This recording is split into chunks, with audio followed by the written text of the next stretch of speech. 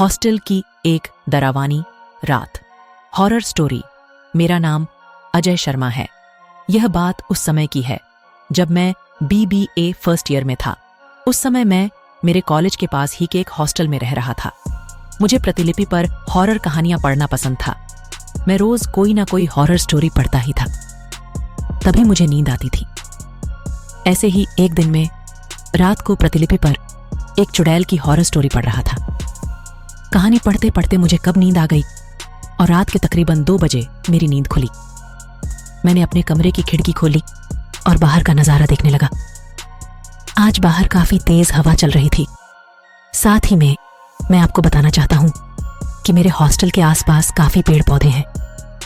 मेरे हॉस्टल के आसपास कम ही लोग रहते थे। हॉस्टल के पीछे की ओर एक घना जंगल था। मेरे रूम की खिड़की जंगल की ओर थी। मैं अपने पलंग पर लेट गया और सोने की कोशिश करने लगा, पर मुझे नींद नहीं आ रही थी। थोड़ी देर बाद मेरी आंख लग गई। मेरी नींद एक खटखट की आवाज से खुली।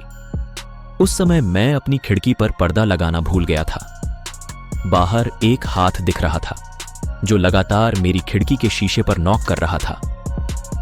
यह देखकर तो मेरी हालत ही खराब हो गई, क्योंकि मेरा रूम तीसरे फ्लोर पर था। मैंने देखा कि बाहर जो कोई भी था, अब वो तेजी से खिड़की खटखटा रहा था। धीरे धीरे वो 2 हाथों से खिड़की को खटखटाने लगा। धीरे धीरे वो मेरे सामने आने लगा। मेरी तो डर से हालत ही खराब हो गई थी। मेरे मुंह से न तो आवाज निकल रही थी और न ही मैं हिल पा रहा था।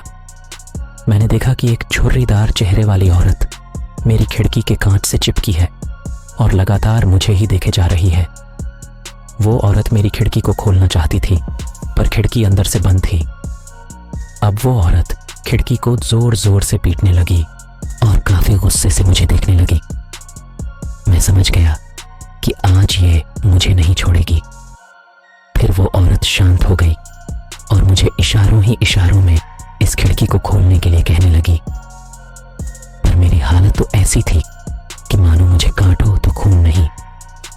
एकदम वो औरत वहां से कहीं गायब हो गई। मेरा दिल अभी भी तेजी से धड़क रहा था। तभी मेरी खिड़की पर तेजी से नॉक हुई।